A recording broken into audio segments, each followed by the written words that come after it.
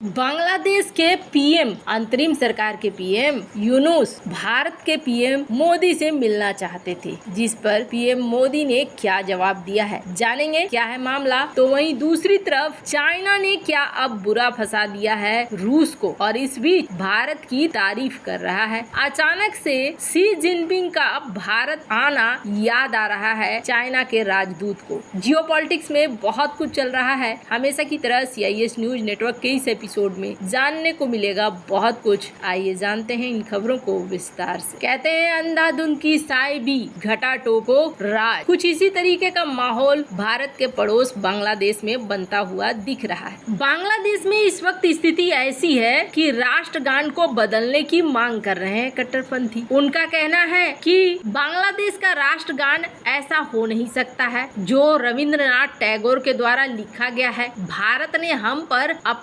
अपना राष्ट्रगान थोप दिया है। हालांकि आपको बता दूं, रविंद्रनाथ टैगोर ने इस राष्ट्रगान को लिखा जिसे शेख मुजीबुर रहमान के द्वारा अपनाया गया। हालांकि अंतरिम सरकार कह रही है, अंतरिम सरकार का कहना है कि हम ऐसा कुछ भी नहीं कर रहे हैं, राष्ट्रगान कुछ बदलने वाला नहीं है, हम कोई विवाद खड़ा नहीं करना चाहते हैं, लेकिन विवाद तो खड़ा कर चुके हैं। पहली बात यह है कि बांग्लादेश में हिंदुओं और अल्पसंख्यकों की सुरक्षा को लेकर कोई ठोस नतीजे निकलकर सामने नहीं आ रहे हैं। दूसरी बड़ी चीज ये हो रही है कि बांग्लादेश में अब यूनुस इस तरीके के बयान दे रहे हैं जिन बयानों से ऐसा लगता नहीं है कि भारत और बांग्लादेश के बीच में रिश्ते अब ठीक होंगे। यूनुस ने हाल फिलहाल में एक बयान दिया है, जिस बयान में ये कहा है कि भारत में बैठकर शेख हसीना चुनाव का प्रचार करना चाहती है, ऐसा नहीं होगा, उनको अपना मुंह बंद रखना होगा, वरना हम भारत से प्रत्यर्पण की मांग करेंगे। अब यहाँ कहा जा रहा है कि ऐसी तैयारियां चल रही हैं जिसमें शेख हसीना को वापस भेजने की मांग होगी। कहा जा रहा है कि इतनी बड़ी संख्या में जनता मारी गई है प्रदर्शन में, तो उनके ऊपर कार्रवाई होगी। यानी भारत को ये ऐसी स्थिति में लाना चाहते हैं जिस स्थिति में भारत को न चाहते हुए भी शेख हसीना को भेजना पड़े और ये भारत के नाक का सवाल बन जाए, बाद में भारत के लिए एक बेइज्जती वाली चीज हो। हालांकि भारत के पास कई प्रावधान है नहीं भी भेजने के, पर इतना जरूर है भारत के पड़ोस में अभी जो सरकार है वो कहीं से भी ऐसी नहीं दिख रही है जिससे आप ये कह सकें कि भारत और बांग्लादेश में रिश्ते बचने के कुछ स्कोप बचे हैं। इसी बीच यूनुस ने पीएम मोदी से मिलने का समय मांगा है। कहां पर? संयुक्त राष्ट्र महासभा में, जहां पीएम मोदी का भाषण होने वाला था। हालांकि आपको बता दूं, अब पीएम मोदी का भाषण संयुक्त राष्ट्र महासभा में नहीं हो रहा है, वो वहाँ नहीं जाएंगे, बल्कि वो जाएंगे क्वाड की बैठक में। और वहाँ पर कौन जाएगा? वहाँ पर जाएंगे डॉक्टर S जयशंकर। फिलहाल के लिए भारत ने इस मुलाकात के लिए हामी नहीं भरी है और कुछ भी नहीं कहा है। संभवतः कहा जा रहा है कि इस तरह की मुलाकात फिलहाल अब अभी तो संभव नहीं दिख रही है। आने वाले दिनों में अगर भारत सरकार कुछ बदलती है रूप तो अलग बात होगा। फिलहाल के लिए बांग्लादेश के साथ संबंध गर्त पर जाते हुए दिख रहे हैं। जहां एक तरफ ये सब कुछ चल रहा है, वहीं दूसरी तरफ चाइना और रूस दोस्ती को नो लिमिट वाली दोस्ती कहा जाता था, पर अब ऐसा लग रहा है जैसे चाइना एक बड़ा झटका दे रहा है रूस को, और रूस के लिए सबसे बड़ी मुसीबत बन गई है युआन। कैसे? तो आपको बता दूं, युआन का ठीक ठाक दुनिया भर में एक बेस है। कहने का अर्थ ये है कि डॉलर के बाद युआन अच्छा खासा इस्तेमाल किया जाता है दुनिया भर में, और इसलिए रूस के लिए ज्यादा समस्या नहीं थी। रूस रूबल युआन में भी अपने व्यापार कर रहा था, ज्यादा से ज्यादा युआन में व्यापार कर रहा था। युआन में व्यापार करना उसके लिए आसान पड़ रहा था। डॉलर की पहुंच बहुत ज्यादा दूर तक है, लेकिन युआन की भी पहुंच थी, तो ऐसे में रूस को दिक्कत नहीं होती थी। पहले जो चाइनीज बैंक थे वो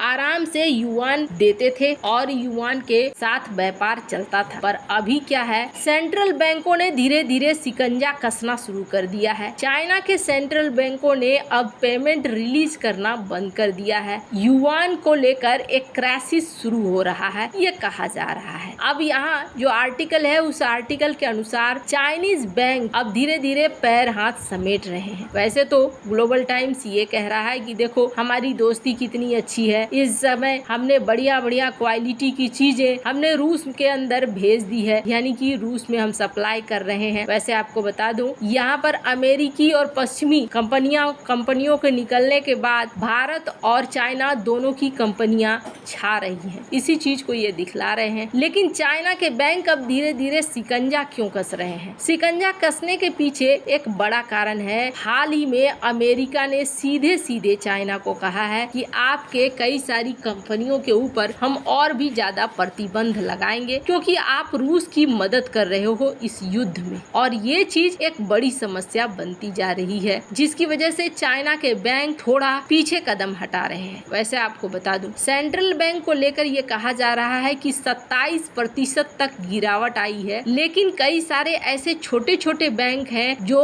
रूस के साथ अपने व्यापार को बैलेंस करने की कोशिश कर रहे हैं। आने वाले समय में कई सारी चीजें आपको देखने को मिलेंगी। वैसे आपको बता दूं, इसलिए रूस भी आप देखेंगे भारत के प्रति अपने नजरिए को और भी ज्यादा अच्छा करते हुए कई बड़े विशाल प्रोजेक्ट्स पे भारत के साथ कदम बढ़ाकर आगे चलना चाह रहा है। जैसे कि फार ईस्ट का जो इनका प्रोजेक्ट है, उस इलाके में भारत की ये एंट्री कर रहे हैं। सिर्फ इतना ही नहीं, हमने आपको सुबह बताया था रूस भारत को चांद को लेकर भी एक टेक्नोलॉजी शेयर करने को तैयार दिख रहा है। और इन सब से अलग एक और बड़ी चीज हो रही है, और वो ये कि रूस ब्रह्मोस के बाद अब हाइपरसोनिक मिसाइल टेक्नोलॉजी में भी भारत के साथ मिलकर आगे काम करना चाह रहा है और उस दिशा में बढ़ता हुआ दिख रहा है। खैर, जहाँ एक तरफ ये सब कुछ चल रहा है तो वहीं दूसरी तरफ एक और नया रूप देखने को मिला। ऐसा लगता है जैसे जिनपिंग भारत को मिस कर रहे हैं और इनके जो राजदूत हैं वो उन जगहों पर पहुँचे हैं जहाँ कभी शी जिनपिंग आए थे तो भारत के पीएम के साथ घूमने के लिए निकले थे। और गुजरात में इन्होंने कुछ जगहों का भ्रमण किया। भ्रमण करते हुए इन्होंने पोस्ट डाला है,